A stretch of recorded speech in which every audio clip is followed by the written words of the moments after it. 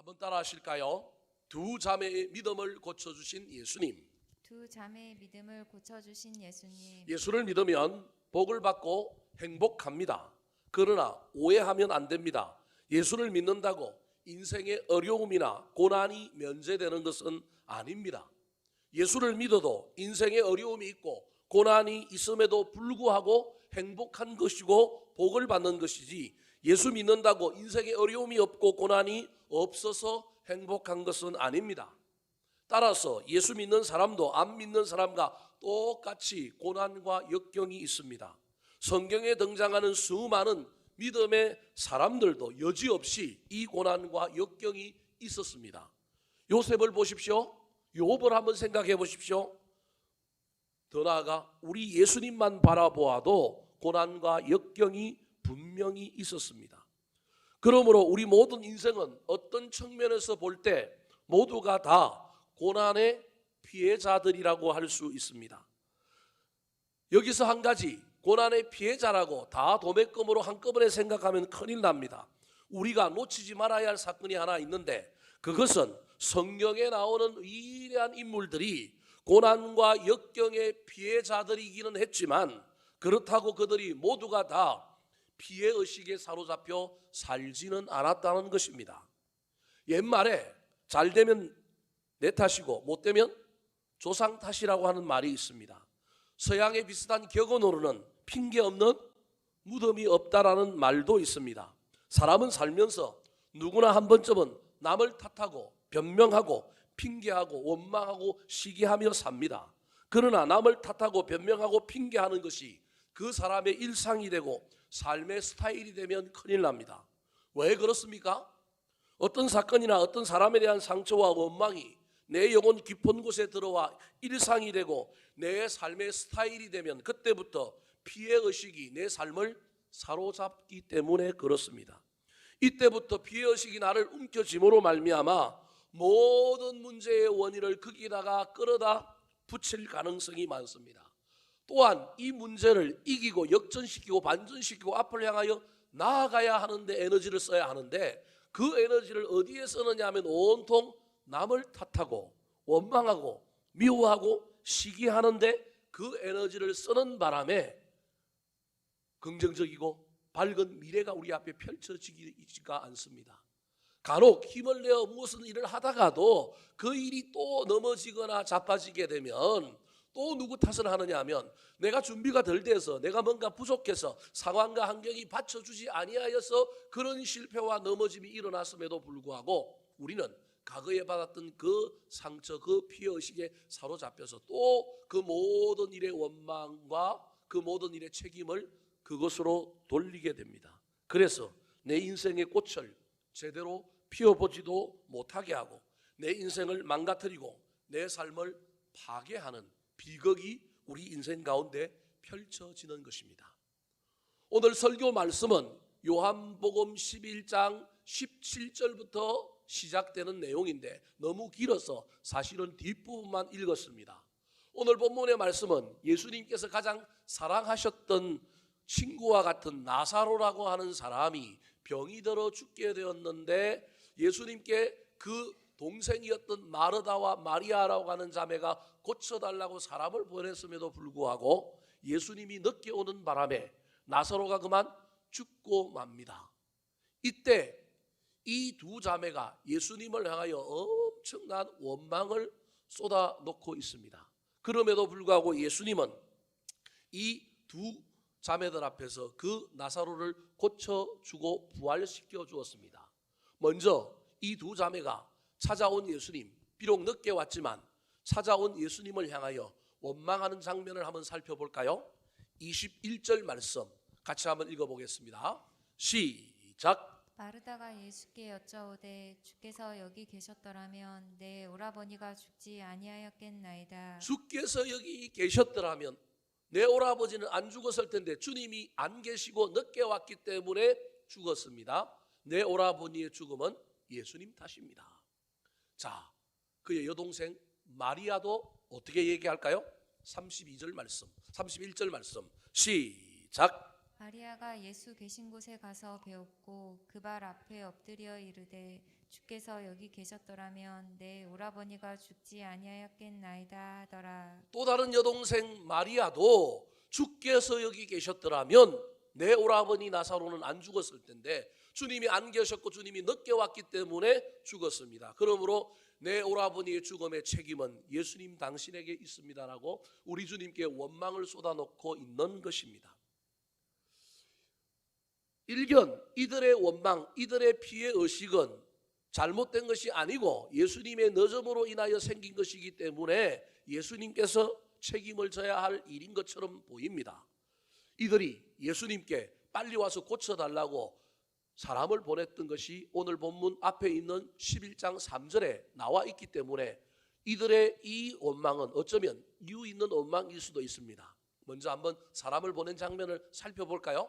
자, 11장 3절 말씀 시작. 이에 그 누이들이 예수께 사람을 보내어 이르되 주여 보시옵소서 사랑하시는 자가 병들었나이다 하니 사랑하시는 자는 나사로입니다. 병들었나이다. 그러니 그렇게 사랑하는 나사로 주님이 오셔서 고쳐줘야 하지 않겠습니까? 숨 넘어가기 전에 빨리 오셔서 고쳐주십시오라고 사람을 보냈으니 그런데도 주님이 안 왔으니 책임이 주님에게 있는 것이라고 말하는 것쯤은 인간적인 측면에서 보면 원망이나 불평이 아니라 남 탓이 아니라 어쩌면 이유가 있는 것일 수도 있습니다. 그렇다면 왜 주님은 곧바로 오시지 않으셨을까요? 먼저 6절 말씀을 한번 읽어볼까요? 6절 시작. 나사로가 병들었다 함을 들으시고 그 계시던 곳에 이틀을 더 유하시고 계시던 곳에서 이틀을 더 유하시고 늦게 오신 거예요. 베단이라고 하는 곳은 당시에 지명이 여러 군데였습니다. 사해라고 하는 갈릴리 호수에서 물이 내려오다 보면 사해라고 하는 곳이 있는데 그 사해 11시 방향에 이 나사로라고 하는 사람이 사는 베다니가 있다고 한다면 또 다른 베다니가 있는 거예요. 이 사해 건너편 호수 건너편에 또 다른 베다니가 있는데 지금 이곳에 예수님이 계신 거예요. 우리로 치면 일산 호수공원 저쪽 동편에 있는 나사로의 집이 있다고 한다면 서편에 누가 있느냐 하면 저와 여러분이 예수님과 함께 있는 거랑 마찬가지예요. 거리가 얼마냐 하면 오리 2km 정도 됩니다. 사람이 여러분 1시간에 4km를 걷는다 그랬습니다. 2km니까 얼마만이면 갈 수 있어요? 30분이면 갈 수 있는 거리예요. 오리 2km밖에 안 되는 거리란 말이에요. 사람을 보냈으니 얼마나 급하면 사람을 보냈겠어요. 그러면 예수님께서 이 호수 건너편 베다니에 있다가 나사로가 살고 있는 베다니로 건너가서 고쳐주면 되는데 예수님께서 의도적으로 그곳에서 며칠을 더 있었다고요? 이틀을 미적거리고 시간을 낭비하고 있는 겁니다. 왜 그랬을까요? 예수님은 이 사건을 통하여 하실 일이 있었기 때문에 그렇습니다. 1차적으로 하실 일이 무엇이었을까요? 오늘 본문 4절에 예수님이 하셔야 될 일을 언급하고 있습니다. 자, 11장 4절 말씀 같이 한번 읽어볼까요? 시작. 예수께서 들으시고 이르시되 이 병은 죽을 병이 아니라 하나님의 영광을 위함이요 하나님의 아들이 이로 말미암아 영광을 받게 하려 함이라 하시더라. 하나님의 영광과 하나님의 아들 즉 자기 예수님의 영광을 위하여 예수님께서 이틀을 미적거리고 일부러 누가 죽을 때까지 기다리는 거예요? 나사로가 죽을 때까지 기다렸다라는 겁니다. 쉽게 얘기하면 예수님께서 훗날 부활하실 건데 예수님의 부활을 안 믿을까 봐 죽었던 사람이 살아나는 부활이 있다라고 하는 것을 알려주고 그 부활을 통하여 예수를 믿는 사람이 많게 만들려고 하는 하나님께 영광을 돌리고 하나님의 아들 예수 그리스도를 믿게 하려는 의도 때문에 예수님께서 이틀을 더 유하시고 나사로가 죽고 난 다음에 가셨다라는 것입니다. 이게 표면적으로 드러난 이유입니다.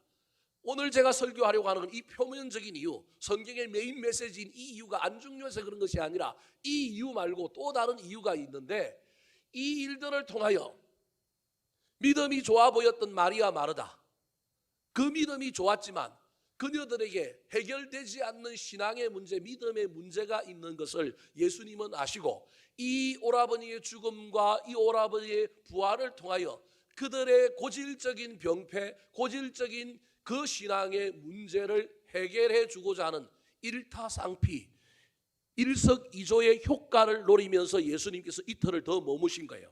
1차적으로는 나사로의 부활을 통하여 예수 그리스도의 부활이 있다 뿐만 아니라 그 일을 통하여 예수를 믿는 사람이 많게 만들려고 하는 첫 번째 드러난 목적이 있다고 한다면, 또 다른 두 번째 목적은 무엇이냐 하면, 이 오라버니의 죽음 속에서 이 오라버니의 죽음 앞에 울고 있지만 믿음이 좋아 보이긴 하지만 그들에게 믿음이 좋더라도 해결되지 않는 신앙의 문제, 믿음의 문제를 동시에 이 두 자매의 믿음을 고쳐주고 싶은 예수님의 속마음이 여기에 들어있는 겁니다.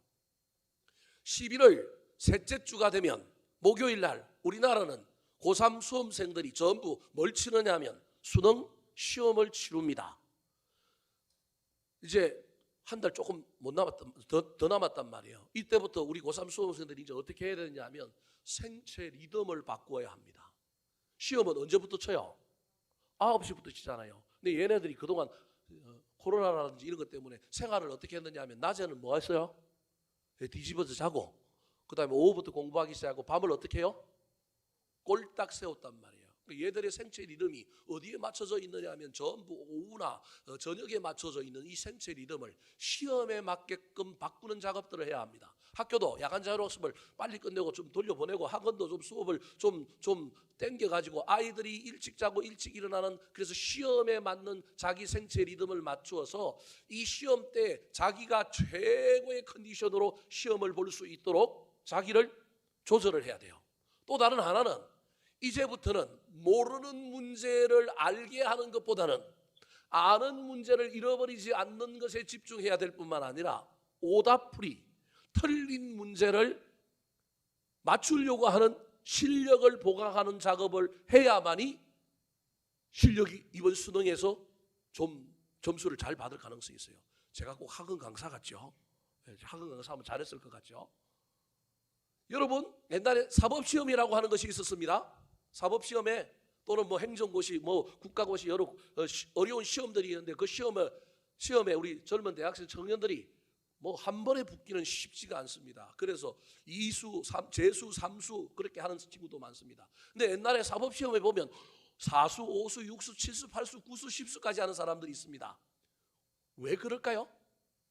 제가 보기엔 어려운 시험은 엉덩이로 해야 되기 때문에 어느 정도의 시간의 축적이 있어야 합니다. 그래서 여러분, 한 번에 붙는 건 어려울지라도 2수, 3수, 재수, 3수 해서 붙는 경우들은 절대 공부의 양이 부족했기 때문에 그 양을 채우면 되는 것이기 때문에 3수까지는 공부의 양이 부족해서 안 된 거니까 해보라고 밀어붙여야 됩니다. 그런데 4수, 5수를 하는데도 안 붙는다 그러면 그 사람은 붙을 가능성이 제가 보기엔 별로 없습니다. 왜냐하면 공부의 방법을 바꿔야 되는데 공부하는 방법은 그대로 계속하는 거예요. 그 사람은 틀린 문제는 계속 뭐 할 가능성이 많아요?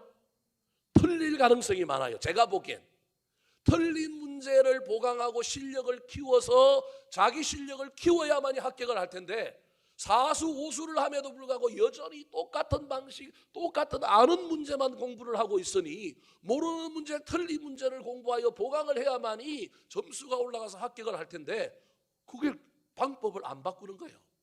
여러분, 제가 무슨 얘기를 하려고 여러분에게 이 이야기를 하는지 아십니까? 마르다 마리아 신학이 좋은 사람입니다. 예수님이 칭찬하고 예수님이 늘 헌신도 하고 봉사도 하고 얼마나 좋은 사람입니까? 한 사람은 헌신에 내가요, 한 사람은 말씀을 잘 듣는 사람입니다. 그런데 그들에게도 자주 넘어지는 문제, 계속하여 넘어지는 문제, 보강해야 될 신앙의 문제가 있다라는 거예요. 그 문제를 해결하지 않고 그 문제를 보완하지 않고 연차가 올라가고 직분이 올라가고 막 세월이 흘러도 그 사람은 똑같은 문제에 똑같이 넘어질 가능성이 있다는 거예요. 오늘 안 되는 일은, 오늘 못하는 일은 내일 할까요, 못할까요? 하는 사람도 간혹 있어요. 그런데 대체로 지금 못하는 일은 나중에도 못해요. 지금 돈을 못 쓰는 사람은 돈 많이 벌어갖고 나중에 쓸 거라고 얘기하잖아요. 쓸까요, 못 쓸까요? 못 쓰고 갈 가능성이 많습니다. 여러분 좀 쓰시기 바랍니다. 못 쓸 가능성이 많아요. 지금 못하는 일은 나중에도 못하는 거예요. 예수님께서 이 나사로라고 하는 자기의 가장 사랑하는 친구와 같은 이 사람의 죽음에서 부활을 일으키는 일을 통하여 단순히 하나님께 영광을 돌리고 믿지 않는 자를 믿게 하는 그것을 넘어서서 예수님이 사랑하는 이 두 자매에게 고질적인 신앙의 문제가 있는데 이 문제를 뭐 하고 싶었냐면 고치고 싶은 거예요. 사랑하는 성도 여러분, 이 가을에 저와 여러분이 그럭저럭 신앙생활도 잘하고 연차도 올라가지만 내 신앙에서 정말로 여지껏 해결하지 못하고 계속 갖고 있는 문제, 여전히 넘어지고 또 넘어지는 문제가 있다면 이 가을에 그걸 좀 해결했으면 좋겠어요. 성장만 하지 말고 성숙도 했으면 좋겠어요. 자꾸 넘어지는 문제를 해결하지 않고 그냥 파이만 키워서 시장 사이즈만 키워서 내가 커져가고 있다고 자랑하지 말고 이 문제를 놔두고 있으면 이 문제가 훗날 아무리 내가 커지고 아무리 내가 높아져도 나를 뒤집어 엎을 수 있는 문제라고 하는 사실을 기억하여 이 가을에 마르다 마리아에게 찾아오셔서 그의 오라버지를 고쳐주실 뿐만 아니라 그들의 신앙을 고쳐주셨던 이 놀라운 이야기가 우리의 이야기가 되어 우리도 고질적으로 해결되지 못하는 신앙의 문제, 나만이 계속하여 걸려 넘어지고 있는 이 문제들을 이 가을에 해결함으로 말미암아 더 멋지게 익어가고 더 아름답게 열매 맺는 저와 여러분이 되기를 예수님의 이름으로 축원합니다.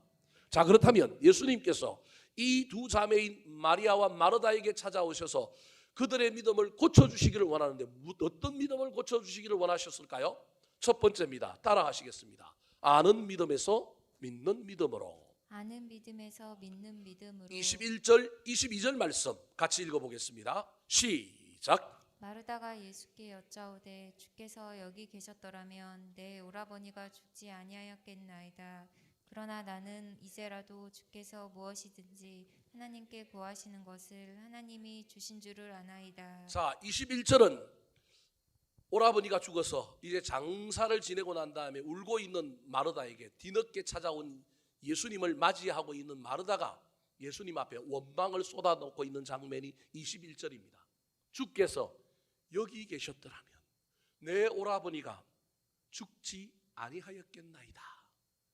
그러면서도 자기가 이 죽음을, 이 원망을 잘 해결했다는 표시로, 내가 믿음이 좋다는 표시로 원망만 하고 있는 것이 아니라 22절에 뭐라고 얘기하냐면 그러나 나는 이제라도 주께서 무엇이든지 하나님께 구하시는 것을 하나님이 주실 줄을 뭐하나이다?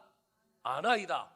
고난의 문제를 해결하고 마음의 어려움을 해결하고 자기 신앙이 대단한 것처럼 이야기하고 있는 장면이 22절입니다. 좀 외면적으로 보기에 마르다 꽤 괜찮은 사람이지 않아요? 주님이 늦게 오셔서 자기 오라버니가 죽어서 예수님에게 원망할 수 있잖아요. 그리고 충분히 이유가 되잖아요. 주님이 무슨 일을 계획하고 있는지 모르니까. 그래서 주께서 여기 계셨더라면 내 오라버니 죽지 아니하였겠나이다. 이런 정도 원망할 수 있잖아요. 그 원망을 넘어서서 대단한 신앙의 회복력을 보여주고 있는 게 22절이에요. 그러나 나는 이제라도 주께서 무엇이든지 하나님께 구하시는 것을 하나님이 주실 줄 아나이다? 아나이다. 근데 여러분 저기 문제가 있어요. 나는 이제라도라고 하는 말은 주님이 지금 오셨으니 주님이 지금 이곳에 있으니 주님이 있는 이제는 무슨 일이 일어날 것을 믿는다라는 거예요. 근데 좀 믿는다라는 표현을 쓰지 않고 주께서 무엇이든지 하나님께 구하는 것을 하나님이 주실 줄을 아나이다? 아나이다. 믿는다고 얘기하지 않고 뭐라고 얘기해요? 안다고 얘기하는 거예요. 지금 마르다의 신앙은 어떤 신앙이냐 하면 믿는 신앙이 아니라 아는 신앙인 거예요. 아는 신앙이 나쁜 건 아닙니다. 알아야 믿지요. 알아야 면장을 하는 것처럼 알아야 믿을 수 있는데 아는 데만 멈추고 알기만을 원하여 신앙생활하면 큰일 납니다. 성경을 모르는 것보다 알아야 됩니다. 그런데 성경 알기만 하면 뭐합니까? 안 믿으면 무슨 소용이 있습니까? 마르다가 알아요. 주님이 지금 이곳에 왔으니 이제 주님이 하나님께 기도하면 하나님께서 예수님께서 하시는 모든 일들을 다 뭐 할 거라고요? 들어주실 거라는 걸 믿는 게 아니라 뭐 한다고요? 안다니까요. 그러니까 내가 알고 있으니까 하라는 거예요? 하지 말라는 거예요? 하지 말라는 말입니다. 저 말은. 무슨 말인지 알겠어요? 내가 아니까 안 해도 나는 아니까 안 해도 됩니다. 뭐 기도해갖고 뭐 바꾸려고 그러십니까? 그냥 내가 아는 것으로 나는 만족하겠습니다라고 이야기하고 있는 것입니다. 사랑하는 성도 여러분, 지금 저와 여러분의 신앙이 아는 믿음에만 머물러 있지는 않습니까? 아는 믿음이어야 합니다. 그런데 그 믿음에만 머물러 있으면 큰일 납니다. 아는 믿음이 아니라 체험하여 믿는 믿음으로 가야 합니다. 예수님께서 이 땅에 오셨을 때 동방 박사들이 저 바벨론 쪽에서 수많은 보물을 듣고 예루살렘 성에 찾아왔습니다. 얼마나 많은 걸 갖고 왔더니 소동이 일어났습니다. 우리는 동방 박사가 3명이라고 생각하는데 3명이 아닐 가능성이 많아요. 3명 찾아왔는데 도시가 소동이 일어나요? 그럼 말이 안 되지 않습니까? 엄청난 수행자들과 낙타와 뭐 거기다 엄청난 많은 것을 싣고 오는 행렬이었을 가능성이 많습니다. 그랬더니 예루살렘 성이 소동이 일어났습니다. 헤롯이 자기가 왕인데 새로운 뭐가 태어났다고요? 왕이 태어났다 그러니까 그냥 놀래버린 겁니다. 그래서 그 정적을 죽여야 하기 때문에 짐짓 환영하는 척하면서 물어봅니다. 구약에 능통한 율법학자들, 서기관들 막 장로들 불러가지고 야 메시아가 난다는데 메시아가 어디서 나냐 그랬더니 그 사람들이 뭐라고 얘기해요? 베들레헴에서 납니다. 그렇게 대답을 해주는 거예요. 알기는 여시같이 알아요. 알기만 여시같이 알지 그 사람들이 성경에 능통하기는 하는데 알면 헤롯이 죽이려고 하는 의도를 깨닫고 가서 예수 그리스도 아기 예수를 보호하고 아기 예수를 구원하고 아기 예수께 경배해야 되는데 이렇게 구약 성경을 잘 알고 있는 율법학자 서기관 장로들이 알기만 알지 믿는 신앙이 아닌 거예요. 사랑하는 성도 여러분, 혹시 저와 여러분이 지금 현재 아는 신앙에 머물러 있다면 이 아는 신앙이 아니라 아는 신앙에서 믿는 신앙으로 나아가게 되기를 우리 구주 예수 그리스도의 이름으로 축원합니다. 두 번째, 이 두 자매에게서 예수님께서 고쳐주시기를 원하는 믿음은 어떤 믿음일까요? 따라하시겠습니다. 나중 믿음에서 현재 믿음으로. 나중 믿음에서 현재 믿음으로. 자, 22절, 23절 말씀 같이 한번 읽어볼까요? 시작. 그러나 나는 이제라도 주께서 무엇이든지 하나님께 구하시는 것을 하나님이 주실 줄을 아나이다. 예수께서 이르시되 내 오라비가 다시 살아나리라. 자, 원망을 쏟아냈던 마르다가 자기가 그 신앙을 잘 극복하여 내가 고난도 죽음도 잘 극복한 사람이라고 하는 것을 예수님께서 자랑하는 것처럼 그러나 나는 이제라도 주께서 무엇이든지 하나님께서 구하시는 것을 하나님이 주실 줄 아나이다 믿나이다 라고 아나이다 하니까 예수님께서 이제라도라고 하는 단어에 우리 주님께서 저 단어를 탁 붙잡고 그래? 이제라도 지금이라도 늦지 않았다고? 내가 온 것이 괜찮다고? 그럼 내가 역사를 보여줄게. 그래서 예수님께서 이르시되 내 오라버니가 다시 뭐하리라? 살아나리라. 주님이 오셔서 하나님께 구하시는 것을 하나님이 주실 줄 네가 안다며. 내가 지금 기도해가지고 나사로야 나오너라 기도하는 순간에 하나님이 나사로를 살릴 것이니 이 얘기를 지금 예수님이 하고 있는 거예요. 지금 현재 예수님이 있는 이 자리에서 역사가 일어날 거다, 부활이 일어날 거라고 이야기를 하는 거예요. 여러분, 그러면 저와 여러분이 마르다라고 하면 예수께서 이르시되 네 오라버니가 다시 살아나리라 그러면 뭐라고 우리는 대답해야 돼요? 아멘 그래야 되잖아요. 예 믿습니다. 아이고 감사합니다 그래야 되잖아요. 이제 마르다가 뭐라고 얘기할까요? 자, 24절 말씀 같이 읽어보겠습니다. 시작. 마르다가 이르되 마지막 날 부활 때에는 다시 살아날 줄을 내가 아나이다. 아까는 이제라도 그랬는데 지금은 말을 싹 바꾸어 갖고 뭐라고 얘기합니까? 마지막 부활 때 주님이 오셔서 최후 심판할 그 부활 때 우리 오라버니 뭐 할 줄을 내가 안다고요? 다시 살아날 줄을 압니다. 전부 안다고 얘기하잖아요. 근데 그 암도 지금 현재의 내 삶에 영향을 끼치는 암이 아니라 지금하고는 상관이 없어요. 주님이 현재 내 자리에 오셔서 내 예배 자리에 내 삶에 오셔서 뭐 하는 것 나 원치 않아요. 미래에 저 천국에 영생에 주님 역할을 해 주십시오. 여러분, 저와 여러분이 신앙생활을 하는 동안에 혹시 우리가 이런 신앙생활을 하고 있지는 않습니까? 하나님은 저 천국에서 나를 기다리시는 분이요, 현재 내 삶에는 전혀 간섭할 필요도 없고 간섭해서도 안 되고 내 삶은 내가 알아서 할 테니 하나님은 천국만 만들어 놓고 나를 그곳으로 오도록 기다려 주시면 됩니다. 나를 구원하여 주셔서 옮겨 주시는 것만 하면 되지 내 삶에는 노터치, 내 삶에는 관여하지 마십시오. 현재 일어날 일은 없습니다. 미래에 나 예수 믿고 천국 갈 겁니다. 저와 여러분이 이것만 믿고 혹시 신앙생활 하고 있지는 않습니까? 주님은 지금도 우리 삶을 다스리시기를 원합니다. 주님은 지금도 저와 여러분의 삶에 관여하고 간섭하고 인도하시기를 원하십니다. 먼 훗날에 무엇인가만 일어나는 것이 아니라 지금 현재에도 주님이 마음을 먹고 작정하시면 현재에도 일어날 수 있습니다. 사랑하는 성도 여러분, 지금 저와 여러분의 믿음은 어떤 믿음입니까? 현재 믿음, 현재 회개, 현재 천국, 현재 충성이 중요합니다. 고린도후서 6장 2절 말씀 시작. 이르시되 내가 은혜 베풀 때에 너에게 듣고 구원의 날을 너를 도왔다 하셨으니 보라 지금은 은혜 받을 만한 때요 보라 지금은 구원의 날이로다. 사랑하는 성도 여러분, 마귀의 가장 중요한 전략 가운데 하나가 바로 나중에 차차입니다. 나중에 차차 좋아지면 무엇을 하겠다? 못합니다. 못할 가능성이 많습니다. 뿐만 아니라 저와 여러분의 신앙생활 가운데 하나님을 먼저 우주 공간에 계시는 분, 그냥 큰 그림에서 세상을 다스리고 통치하는 분으로만 이해하지 마시고 지금 현재 나의 삶에도 역사하시고 영향을 끼칠 수 있는 분으로 모셔드리는 저와 여러분이 되기를 예수님의 이름으로 축원합니다. 세 번째, 이 두 자매의 어떤 믿음을 예수님께서는 고쳐주시기를 원하셨을까요? 따라하시겠습니다. 교리를 넘어 실제를 믿는 믿음으로. 교리를 넘어 실제를 믿는 믿음으로. 자, 믿지 않고 알기만 했던 마르다, 미래의 부활만 생각하고 현재의 부활을 믿지 않는 마르다에게 예수님은 더 구체적인 질문을 합니다.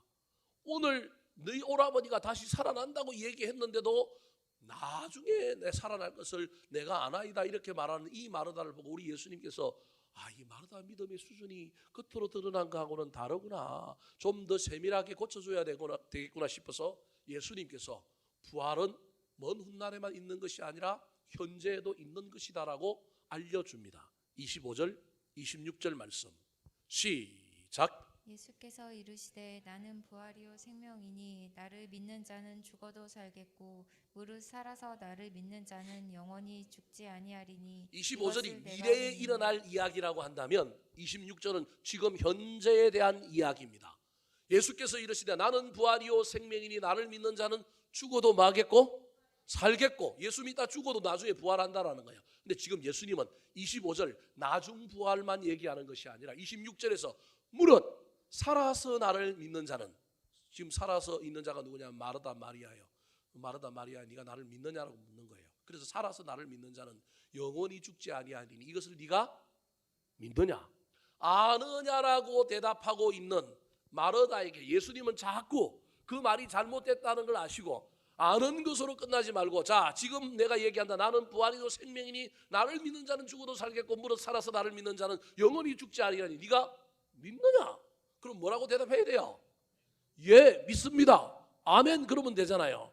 그런데요, 아는 신앙에서 해결되지 않으니 믿는 신앙으로 가지 못하니 마르다가 뭐라고 대답할까요? 27절 말씀 같이 한번 읽어보겠습니다. 시작. 이르되 주여 그러하이다. 주는 그리스도시요 세상에 오시는 하나님의 아들이신 줄 내가 믿나이다. 얼마나 멋진 말입니까? 주는 그리스도시요 세상에 오시는 하나님의 아들이신 줄 내가 믿나이다. 믿는데 지금 믿는 게 아니라 미래를 믿는 거예요. 믿는데 뭘 믿느냐 하면 교리를 믿는 거예요. 이제 안다라는 말에서 뭘로 바뀌었느냐 하면 믿는다로만 말로 마르다가 바뀌긴 했는데 그의 믿음이 뭐냐 하면 주는 그리스도시요 세상에 오시는 하나님의 아들이라는 거예요. 저게 베드로가 한 말이잖아요. 베드로의 신앙 고백, 주는 그리스도시요 살아계신 하나님의 아들이라고 하는 그 고백을 누가 하고 있냐면 마르다가 하고 있는 거예요. 얼마나 멋져요. 저 한 절만 보면 마르다의 신앙이 대단한 거예요. 위대한 신앙 고백을 하고 있는 거예요. 근데 주님이 뭐라고 하면 네가 믿느냐라고 물었는데 동문서답을 하고 있잖아요. 믿느냐라고 물었으면 믿습니다라고 얘기해야 되는데 뭐라고 얘기하냐면 주는 그리스도시요 세상에 오시는 하나님의 아들이신 줄 내가 아나이다. 내가 믿나이다. 여러분 이게 이런 거예요. 목사님이 야, 네가 만난 하나님 누구냐? 그랬더니 전능하사 천지를 만드신 하나님 아버지 내가 믿사오며. 여러분 사도신경이 나쁜 건 아니잖아요. 사도신경이 역사 속에 일어났던 우리 신앙의 선배들이 경험했던 예수님에 대하여 신앙에 대하여 교리적으로 정리해놓고 모아놓은 거잖아요. 그런데 그 사도신경이 내 신앙의 고백이 되는 사람도 있겠지만 제가 그걸 무시하는 게 아니고요. 그 이야기 말고 하나님이 직접적으로 내 인생에 오셔서 하신 일이 뭐냐는 거예요. 나에게 직접적으로 주는 은혜가 뭐냐는 거예요. 내 믿음은 교리적인 믿음이 아니라 하나님과 나와의 1대1 관계 속에서 그분이 나에게 하신 일들에 대한 믿음과 은혜와 감사가 내 신앙인데, 자꾸 남들이 역사 속에서 경험한 그 하나님을 내가 입으로 고백한다? 죄송한 이야기지만 우리가 예배 중에 사도신경을 고백하는데, 사도신경을 고백할 때 마음이 뜨거워가고 끌어오는 사람 몇 분이나 됩니까? 제가 그거 없애자는 얘기 아니에요. 없으면 저 이단되니까. 없애자는 얘기가 아니에요.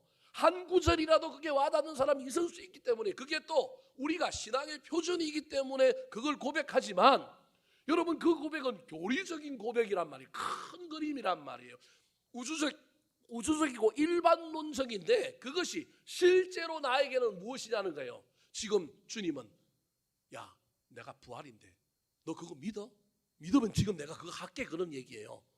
그럼 믿는다고 얘기해야 되는데 믿는다는 얘기를 안 하고 뜬구름 잡는 큰 이야기를 하고 있는 거예요. 주는 그리스도시요 세상에 오시는 하나님의 아들임을 내가 뭐하나이다?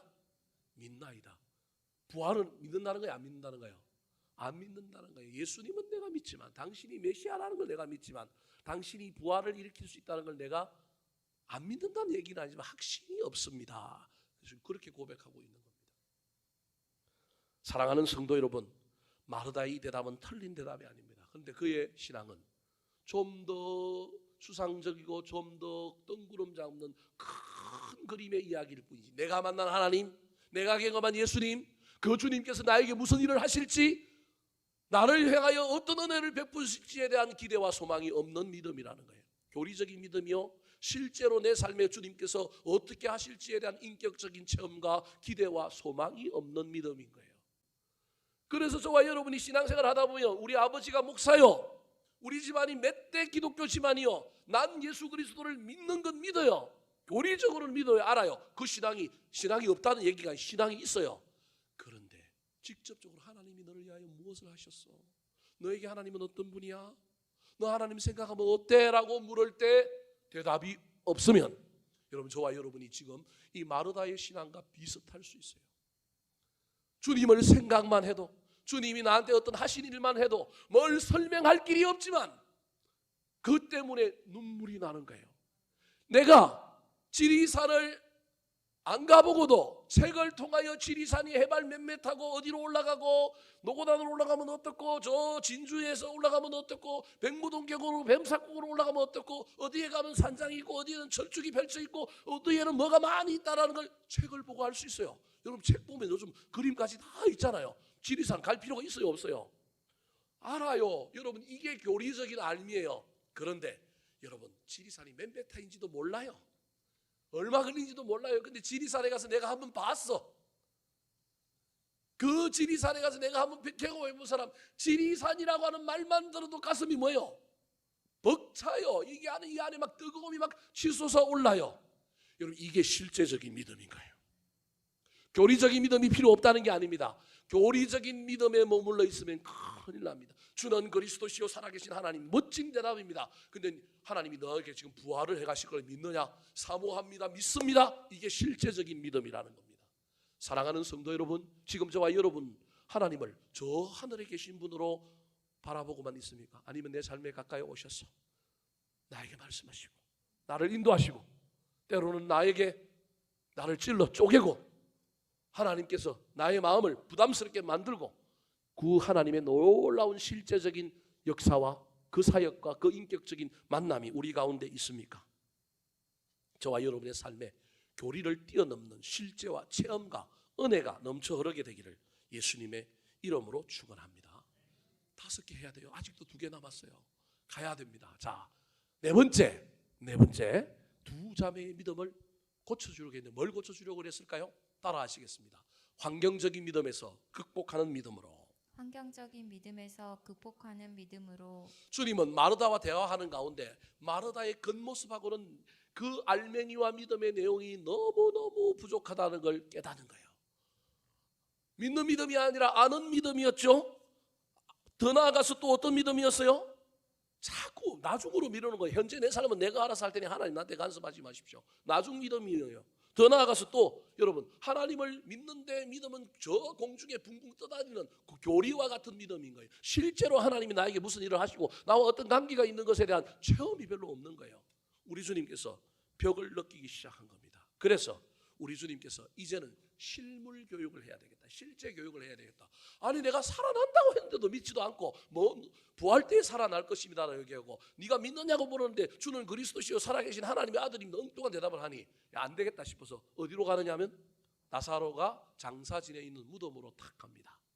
이제 하나님께서 예수님께서 직접 뭘 일으키려고 하는 거예요? 부활이라고 하는 놀라운 기적을 일으켜서 야 봐 부활이 있잖아. 그리고 마르다에게 실제 교육을 시키려고 갑니다. 이때 우리 주님께서 마르다에게 그냥 하시면 되는데 이상한 명령 하나를 하십니다.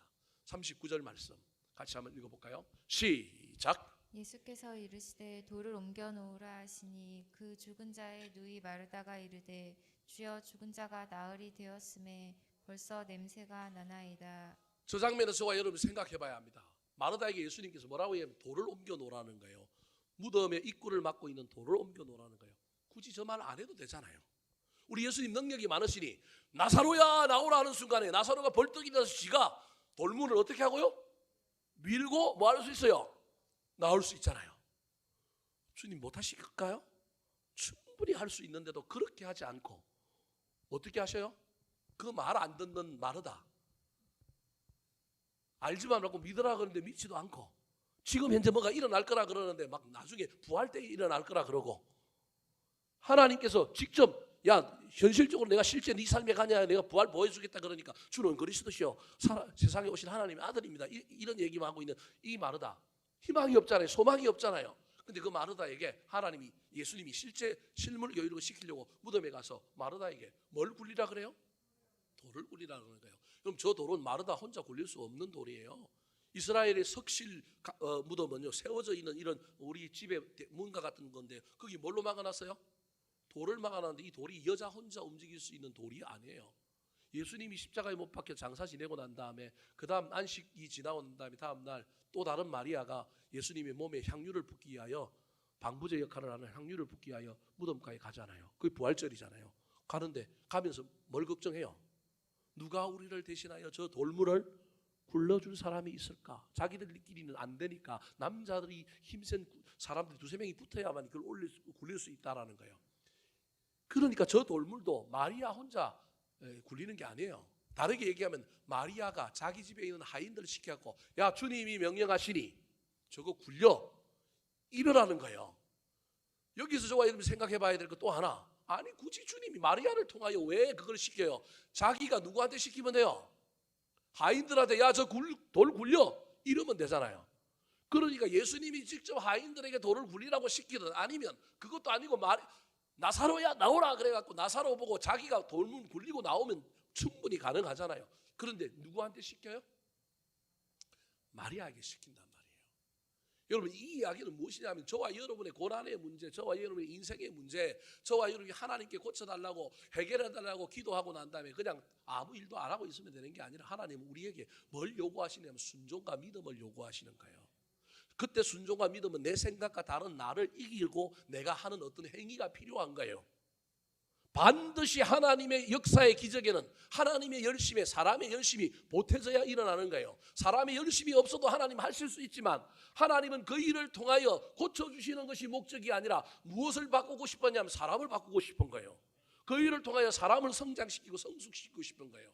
그래서 하나님께서 예수님께서 직접 이 실물 교육을 함에 있어서도 자기 혼자 하지 않고 누구를 자꾸 동참시키려고 하느냐 하면 마르다를 동참시키려고 하는 거예요. 마르다야 너 돌 좀 굴려? 돌 굴리는 가운데 마음속에 주님이 우리 오라버니들 살릴 수도 있는 모양이다.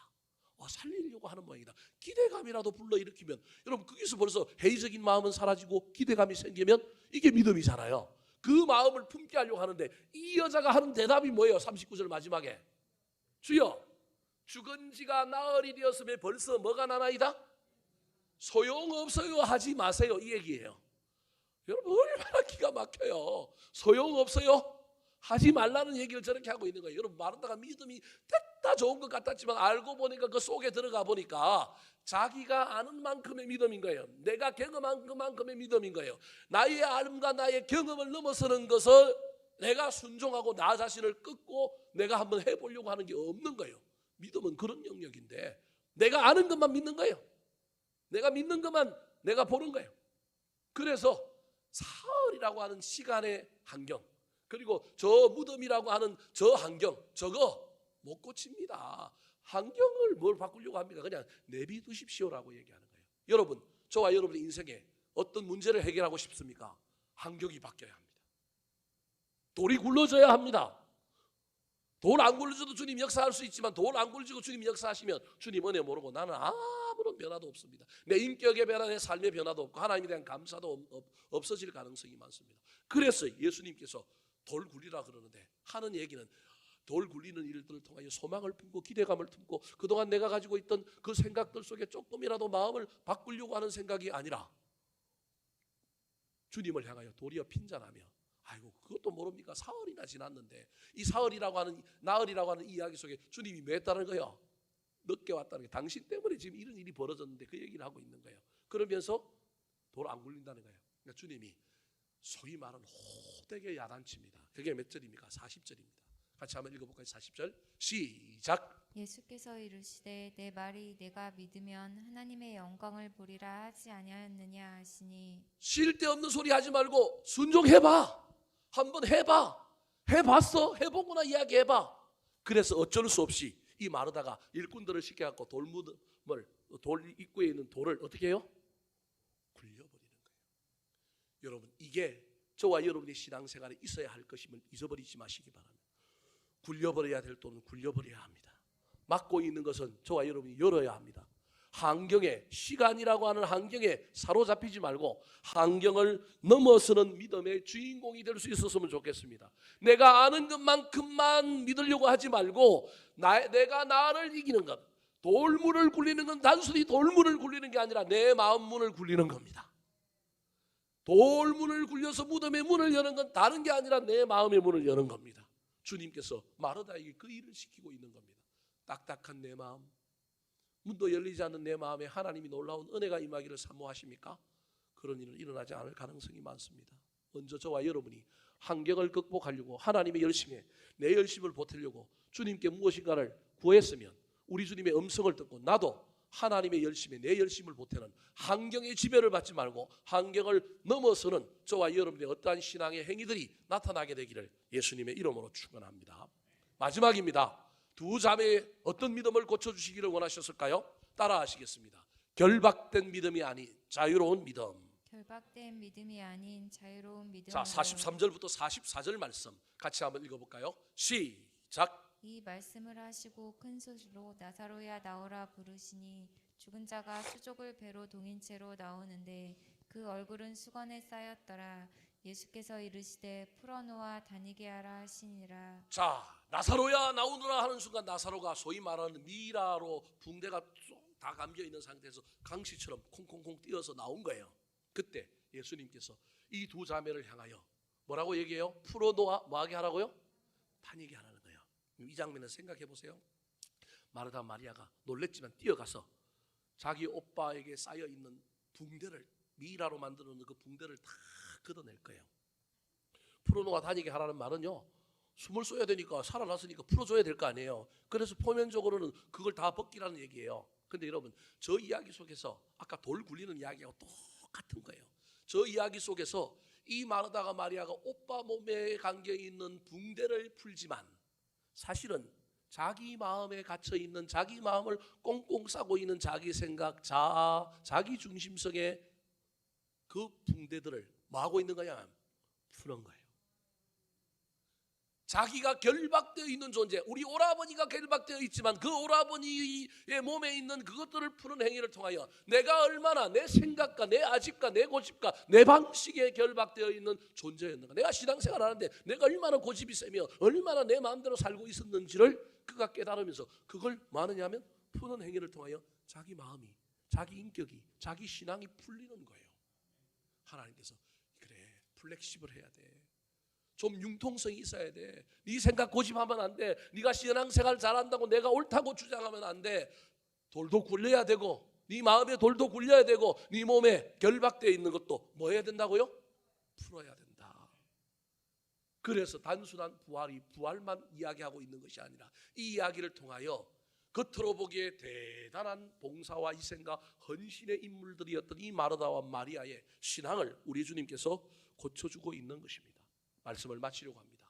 사랑하는 성도 여러분, 이 가을에 저와 여러분의 신앙생활 가운데 우리 인생을 반추하는 가운데 내가 자주 넘어지는 문제, 계속하여 털리는 문제와 같은 신앙의 문제, 이번 가을에 우리 주님 앞에 한번 고침받고 해결받아 보려고 애를 써야 하지 않겠습니까?